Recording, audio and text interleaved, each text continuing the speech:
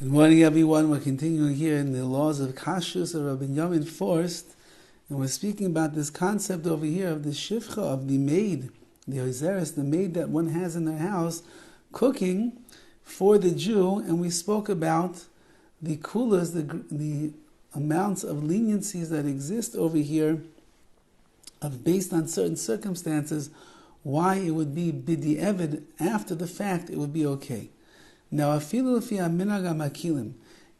go like the Mekilim, those that are lenient that you could eat the food that was cooked by the maid in the Jewish house, the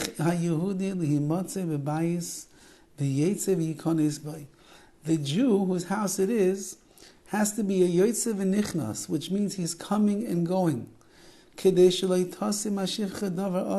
order to make sure that the shifcha, that the maid doesn't put any tray food into the pots and the pans.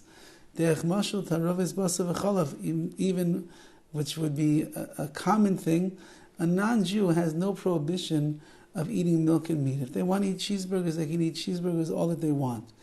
If you're not paying attention, you're not coming and going, and therefore the goy has no concern that she's ever going to get caught for what exactly she does in those pots and pans, maybe in fact she is going to throw in some milk into the meat dish, or some cheese into the meat dish, and therefore into the food, and therefore says or forced a Jew who is allowing the non-Jew to cook in their home, they got to be walking in, coming and going, so that the non-Jew always is aware of the fact that the Jew could catch them doing anything wrong. Now, this is not only if you're going to be makor, if you're going to be lenient and let them turn on the fires and cook themselves on behalf of you. That's even if you turn on the fires yourself and then you leave the non-Jew there to cook. You got to make it in such a way that they're not all by themselves, that they have this constant awareness that you might be coming and going. And he says, Bishel shivcha l'tzorech atzma. However, what if the maid cooks solely for herself?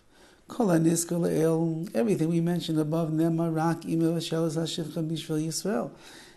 leniencies to be able to eat the food cooked by the non-Jewish maid, that's only when she was cooking for the Jew.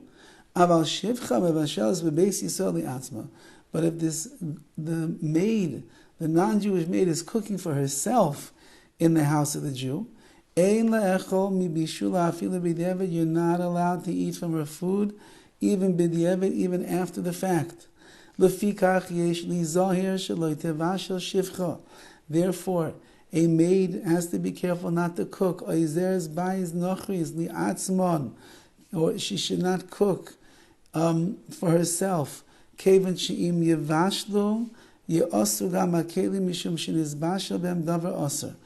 If she does cook in the pots and pans of the Jew solely for herself, so she just did a prohibited act of bishul akum, and the pots and pans, whatever she was using to cook in, they become like as if a davar aser, as if something aser treif was cooked inside those pots and pans, and then the Jew would not be able to use them anymore, and they would need to go and kasher the pots and pans. B'mikra shebishuli atzma, in a situation where the non-Jewish maid cooked for herself, she made herself eggs in the morning, a very common thing. She knows that she's allowed to use the pots and pans to cook for the Jew. She knows, as we'll see later on, she's allowed to heat up the food, but she doesn't know that she's not allowed to make a fresh egg, and she goes and makes eggs. So yesh lishol l'shelis chacham, you have to go and ask your local Orthodox rabbi what is going to be the halach in that particular case. There are many details, many factors to take into account, and Rav Forst is learning it's beyond the scope of this work, and therefore, if that would happen, you come home one day and you see that the egg frying pan is in the sink, and nobody else was home besides the non-Jewish maid, you've got yourself a good shiloh over there, what you're going to do in terms of kashering the pots and the pot or the pan, and being able to use it once again for yourself.